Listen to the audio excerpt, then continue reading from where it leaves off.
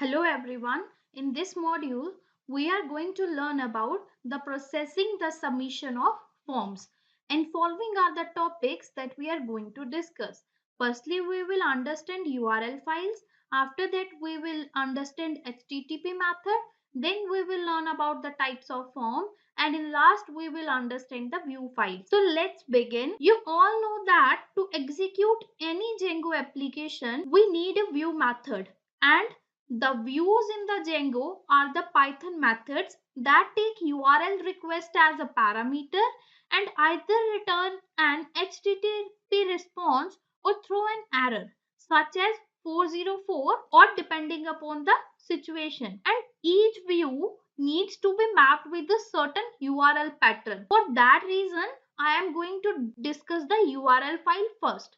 In Django project, we have two URL files. The first one is project URL file. The other one is app URL file. So we discuss these files with the help of an example. You have seen that in the previous module, we have created a project with the name feedback system and feedback app as an app. And we create a form in the feedback app with the name course feedback. So now we will discuss about the URL file. Firstly, I will tell you about the URL file located in the project directory, means located inside the feedback app system. I open the directory and here you can see that I have a file with the name urls.py. So I open this file and here I write a code. Here I include the path of the app which I created. So I write a statement as path and in parentheses I pass include feedback app.urls, which means the URL file of the feedback app, and here we also import the include. So for this we have to move to the URL file of the feedback app. So for this reason we open the feedback app directory and by default there is no URL file in it. For that reason we have to create it first and then we add the code inside it. So in this file we map the app URL file to the view with the name feedback. So I write it as path, then we pass views as a feedback and the name of the view also as a feedback. And we also import the libraries from django.url import path and from .import views.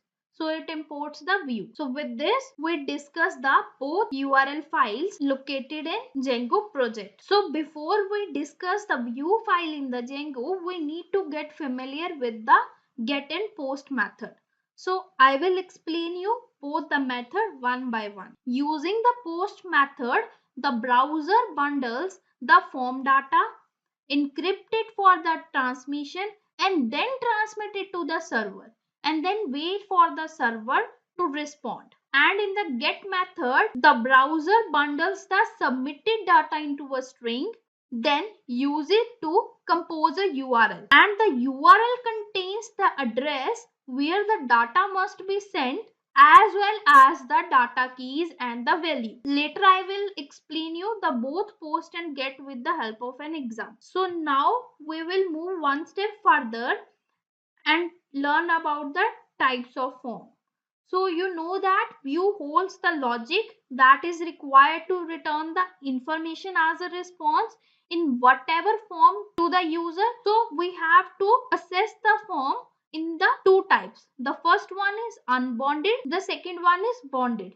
So let's understand what is bounded form and what is unbounded form. So if the form instance is unbounded, it can't do validation because there is no data to validate, but it can still render the blank form as HTML. While in the case of a bounded form instance, the form is capable of validating that data and rendering the form as HTML with the data displayed in the HTML form also. So I will also give you an example of a bounded and unbounded form. So now we will discuss what is a view file. As I told you, view hold the logic that is required to return the response. So we have to create a view file. So the view file is located inside the app directory with the name views.py. So I will explain you the code with the help of an example. So here I open my project and here you can see that under the feedback app I have a views.py file. So I open this file. You can see here I import the necessary library. The most important library is from dot forms import course feedback. It means it is used to import the form with the name course feedback. So after that we have to create the view. So as I told you, we have unbounded form. So firstly I will give you the example of unbounded form. So if you want to create an unbounded form, you have to write view as a def, which means starting of a function, and as the name of a function we have to pass the name of the view which we created with the name feedback.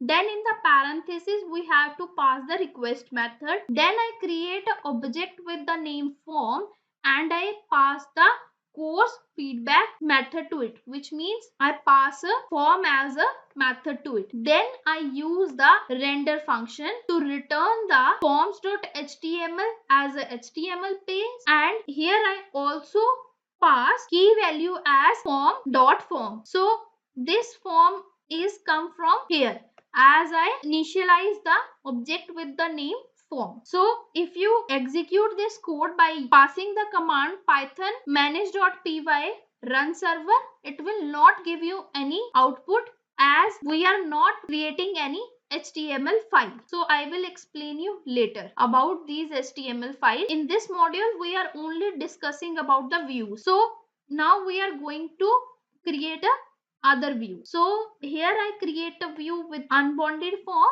but I am going to use a get method. So for creating an unbounded form using a get method, we have to create a view function with the name feedback and pass request parameter to it. Then you have to initialize the object name as a form and pass a form to it. Then I use the try expect method and I pass first name equals to request dot get first name as an argument. Then I also pass last name equals to request dot get last name from the form, and I also print on the terminal first name plus last name.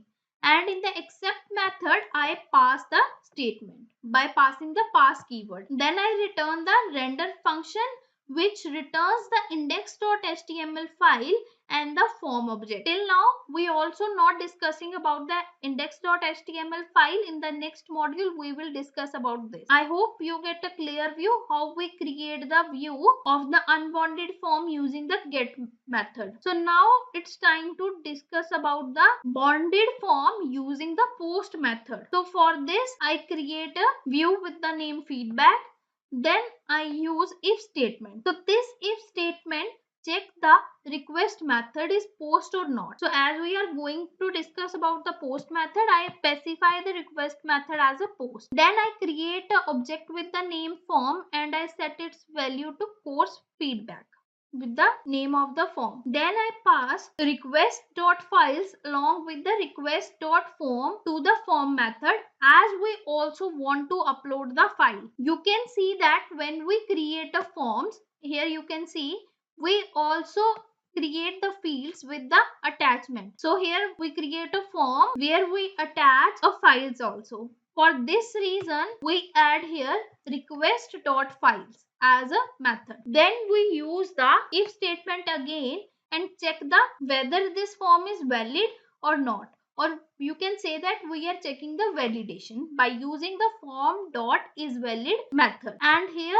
I use the first name as a variable. Then I use form dot clean underscore data and I pass first name as a value to it. So this clean underscore data is used to validate the input field. So similarly like that I also validate the last name and the email, and I print all these fields first name, last name and email to the terminal. Then I want to upload the file. For this reason I have to specify the location. So to upload the files I create a function with the name handle underscore upload underscore file and I pass the name of the field to the request.files method. So I have created two fields, name as attachment and screenshot.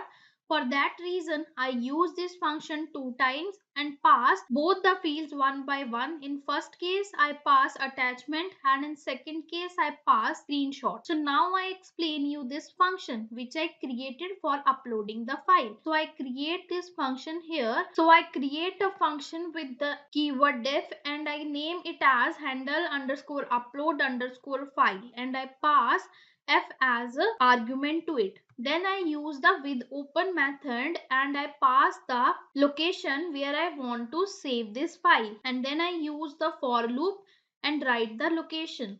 Basically this handle underscore uploaded underscore files method or a function is used to save the uploaded file by the user in the media directory, and whenever a file is uploaded it saved the request.files object with the key as the name of the file. Then I return the HTTP response as the file is saved. Then I use the else part and I again create an object with the name form and set its value to the post feedback form, and in last I return the render function which returns me the forms.html file and the form object which I created. So with this we have learned to create a bonded form using the post method or unbonded form using the get method and the unbonded form. So I tell you that here we want to upload the file in the media folder. For that reason, we have to create the folder with the name media in the project.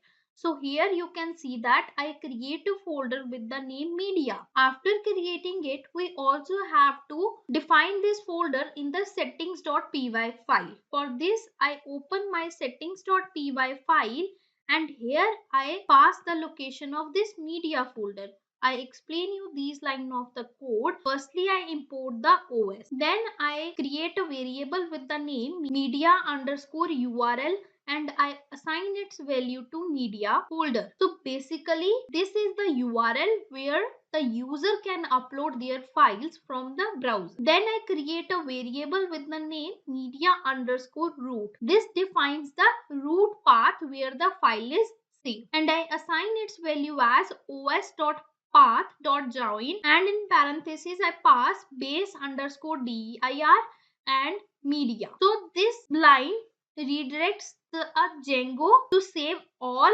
uploaded files in the base directory, which means the project directory which we created in the Django with the name media. So with this, in the whole module we have learned the processing of the submission of a Django form, and in the next module we will learn to customize the Django forms.